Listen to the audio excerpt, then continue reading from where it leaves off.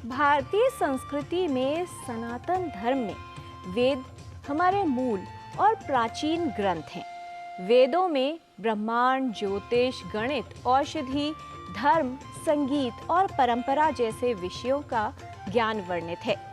जो ग्रंथ हैं वो हमें जीवन जीने का तरीका सिखाते हैं, जीवन का ज्ञान देते हैं। वेद न सिर्फ शाश्वत मूल्य बल्कि तमाम विषयों पर ज्ञान इनमें वर्णित है और उससे हमें प्रेरित करते हैं।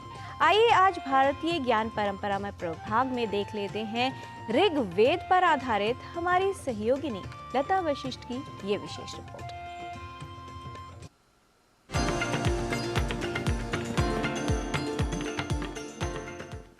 यावत ब्रह्म विष्ठितम तावती वाक्।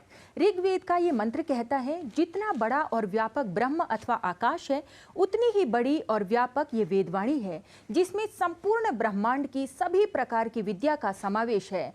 वेद विद्या भारतीय ज्ञान परंपरा का मूल स्रोत है, जिसके अध्ययन, चिंतन और मनन पूर्वक व्यवहार से किसी भी मानव समाज अथवा राष्ट्र का उत्कर्ष संभव है। जैसा कि हम सभी जानते हैं, वेद 4 हैं: ऋग्वेद, यजुर्वेद, सामवेद और अथर्ववेद। भारतीय ज्ञान परंपरा प्रभाग के क्रम में आज चारों वेदों में प्रथम और सबसे प्राचीन किंतु वर्तमान में भी उतना नवीन और उत्कृष्ट ऋग्वेद पर प्रस्तुत है हमारी ये विशेष रिपोर्ट।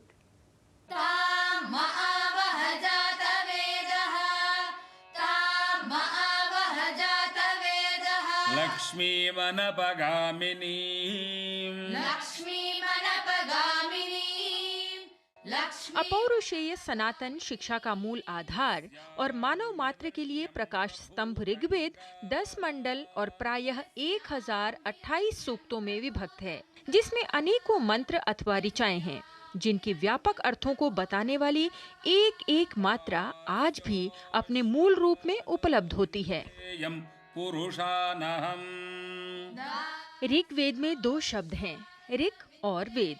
ऋक् का अर्थ है स्तुति और वेद का अर्थ है ज्ञान, अर्थात जिसमें मंत्रों या ऋचाओं के माध्यम से स्तुति की गई है वह है ऋग्वेद।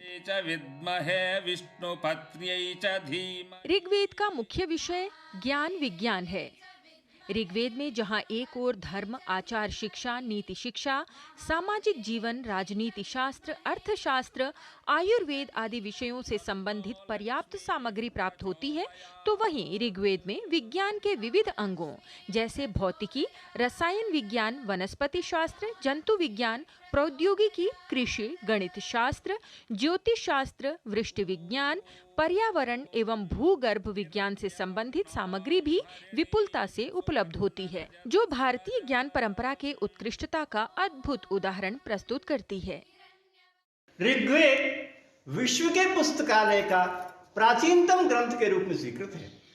आज विश्व की मनीषा इस ऋग्वेद को प्राचीनतम ग्रंथ के रूप में सर्वमान्य रूप से स्वीकार करती है। इस ऋग्वेद में ज्ञान, विज्ञान, कला, संस्कृति इत्यादि की जो मौलिक बातें हैं, जो फंडामेंटल तथ्य हैं, वो सब बताए गए। इसके पश्चात इसके आधार पर मानव ने इन सब विषयों पर विकास किया। ऋग्वेद का धार्मिक जीवन अध्यात्मवाद से प्रभावित था और यज्ञ को धर्म का पर्याय माना गया है। यज्ञेन यज्ञमयजन्त देवास्तानि धर्माणि प्रथमान्यासन। ऋग्वेद में देवताओं की स्तुति के द्वारा मनोवांछित फल के प्राप्ति का भी वर्णन मिलता है। निवास स्थान के आधार पर देवताओं का 3 प्रकार से वर्णन प्राप्त होता है। पृथ्वी के देवता जैसे पृथ्वी, सोम, नदी आदि, अंतरिक्ष के देवता जैसे वायु, इंद्र इत्यादि, तथा द्युलोक के मुख्य देवता हैं सूर्य, वरुण, विष्णु आदि। ऋचो अक्षरे परमे व्योमन यस्मिन् देवा अधिविश्वे निषेधुः। ऋग्वेद में नैतिक शिक्षा का उपदेश देने वाले अनेकों सूक्त प्राप्त होते हैं, जिनमें संगठन सूक्त परस्पर मिलकर कार्य करने की शिक्षा देता है। संगच्छध्वं संवदध्वं संवो मनांसि जानताम देवाभागम यथा पूर्वे संजानाना उपासते, अर्थात मिलकर चलें, मिलकर बोलें, यानी हमारे सभी कार्यों में एक रूपता हो।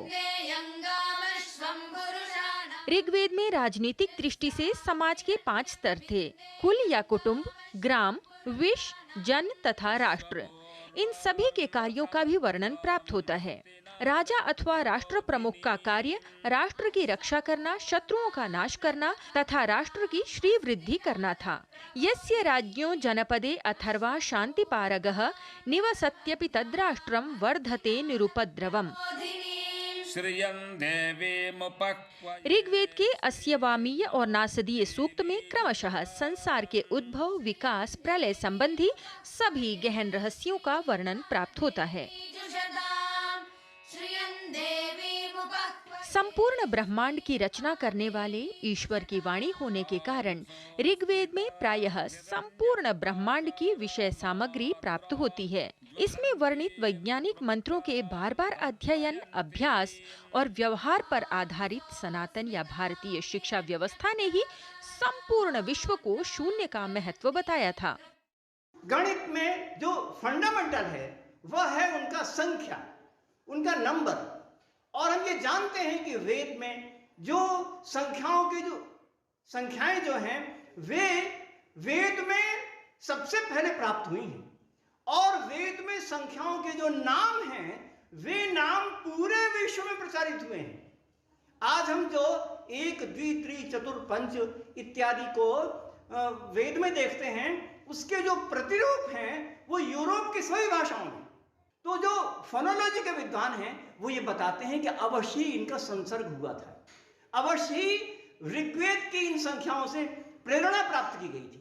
ऋग्वेद में जो संख्याएं बताई गई हैं उसमें जो 10 संख्याएं हैं वो फंडामेंटल है, वो मौलिक हैं, और उसके आधार पर इसके आगे की संख्या विकसित हुई है। 10 के पश्चात की जितनी संख्याएं हैं वो 10 के आधार पर निर्मित हुई हैं।